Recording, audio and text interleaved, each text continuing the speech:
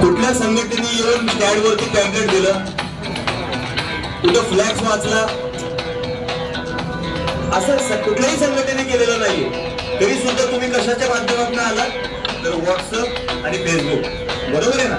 तर आपण सुद्धा बदलतोय, आपण सुद्धा त्या सोशल मीडियाचा वापर चांगल्या प्रकारे करतो. फक्त त्या सोशल मीडियावरती काय चांगलं आणि काय वाईट हे आपल्याला घ्यायचंय आणि समोरच्याला द्यायचंय, बरोबर आहे ना. आज अनेक जर ग्रुपमध्ये असतील, त्या ग्रुपचा लोकांनी शोध घेतला पाहिजे. हा ग्रुपमध्ये मला जॉईन व्हायचंय, नाहीतर सकाळपासून संध्याकाळपर्यंत आपण काय करतो, आपण गुड मॉर्निंग, गुड नाईट, अमकं डमकं आणि चुकीच्या बातम्या लवकर पसरतात.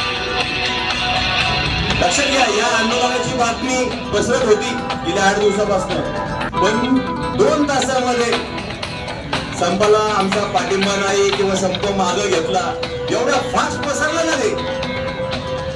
लक्षात घ्या, काय चांगलं आणि काय वाईट हे आपण ठरवलं पाहिजे. आज या ज्या मागण्या घेऊन आपण इथं जमा झालोय, जे आज आंदोलन होणार होतं, प्रशासनाला माहिती आहे आपण किती अग्रेसिव्ह आहे. रिक्षा चालकांचं आंदोलन प्रशासनाने बघितलेलं आहे आरटीओच्या चौकामध्ये, पण आपण सुद्धा या नागरिकांना, पुण्यातल्या या प्रशासनाला सहकार्य केलं पाहिजे. त्या पद्धतीने पुणे जिल्हा रिक्षा चालक मालक कृती समितीची काल रात्री भूमिका बदलली. मित्रांनो, हे आजचं आंदोलन, हे आंदोलन संपलं का? सगळ्या संघटना एका व्यासपीठावर आलेल्या आणि सगळ्या संघटना शेवटच्या श्वासापर्यंत, भाऊनी सांगितलं, शेवटच्या श्वासापर्यंत एकत्र येऊन पूर्ण लढा देणार आहे. आता याच्यामधल्या वेगवेगळ्या मागण्या, काही मागण्या केंद्र सरकारच्या दरबारी सॉल्व्ह होणार आहे, काही मागण्या राज्य सरकारकडे सॉल्व्ह होणार आहे आणि काही मागण्या अशा आहेत ज्या कोर्टात सोडवाव्या लागणार आहेत. त्यातली त्यात आपलं कर्तव्य काय आहे? मित्रांनो, बाईक टॅक्सीचं संकट आपल्यासमोर कुणामुळे उभं राहिलंय, तर आपल्या चुकीच्या निर्णयामुळे उभं राहिलंय. ही बाईक टॅक्सी कुठं चालणार आहे मित्रांनो? तर त्या ओला, उबेर, रॅपिडो, इंडियाच्या ऍपला चालणार आहे. त्या ऍपला कुणी मोठं केलं, त्या ऍपला कुणी स्वीकारलं. आपली काही कर्तव्य चोखपणे आपण या शहरामध्ये राबवली पाहिजे, रोजच्या व्यवसायामध्ये राबवली पाहिजे. आज बाईक टॅक्सीला मागे जे आंदोलन केलं होतं सर्व संघटना मिळून, त्यावेळेस हायकोर्टाने महाराष्ट्रामध्ये बंदी घातली होती. आज आपले रिक्षा चालक रॅपिडोवर काय आहेत, जर का ते हायकोर्टाने बंदी आणली त्या ऍप्लिकेशनवर, त्या ऍप्लिकेशनवर आपण रिक्षा व्यवसाय का करतोय, हा प्रश्न तुम्हाला सर्वांना मला विचारायचा आहे. आज बाईक टॅक्सी बंद केली म्हणून रॅपिडोनी नवीन योजना आणली की रिक्षा चालकांना आपण एकत्र करू, आपल्यावरती जास्त व्यवसाय देऊ. आणि हायकोर्टात काय मागणी करतात रॅपिडोला माहितीये का? ही एवढे सगळे रिक्षा चालक माझे यावर व्यवसाय करतात, त्यांचं काय होणार? लक्षात घ्या, रिक्षा चालकाची काळजी ओला, उबेर, रॅपिडो सारख्या कंपन्यांना नाहीये, त्यांना प्रवाशाची सुद्धा काळजी नाहीये. कधीतरी 150 रुपयाचे ऍप दाखवतो प्रवाशाला, कधीतरी 250 रुपये घेतात.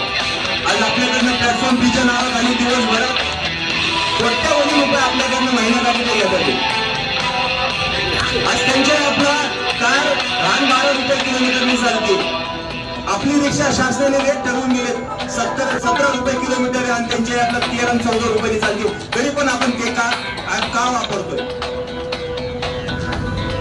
लक्षात घ्या, काय चांगलं आणि काय वाईट हे आपण सर्वांनी ठरवणं गरजेचं आहे. मुंबईतल्या डबेवाल्यांचं उदाहरण सांगतो मित्रांनो, प्रत्येक जण ओळखतो. काय काम करतात ते?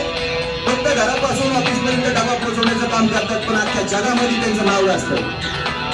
आज पुण्यातल्या रिक्षावाल्यांची सुद्धा जगाने दखल घेतली पाहिजे, अशा पद्धतीने आपण संघटित झालं पाहिजे, अशा पद्धतीने व्यवसाय केला पाहिजे. भांडायला, प्रशासनाची भांडायला आम्हाला लाज वाटते की रिक्षा पासिंगचा दंड रद्द करा म्हणून. आपण का, म्हणजे लेट का पासिंग करतो? आज दंड कोणाला लागला सांगा मित्रांनो? इथपर्यंत आलेला आहात आणि आपल्या हक्कांच्या मागण्यांसाठी आलेला आहात. माझी प्रशासनाला तसेच शासनाला एकच विनंती आहे की मायबाप आमचे सरकार, मुख्यमंत्री एकनाथजी शिंदे, आपण अंदाजे 1 महिन्यापूर्वी शब्द दिला होता की कल्याणकारी महामंडळाची आम्ही लगेच अंमलबजावणी करणार आहोत। यासोबत रिक्षा चालकांना जो 50 रुपये प्रतिदिवस दंड लागतो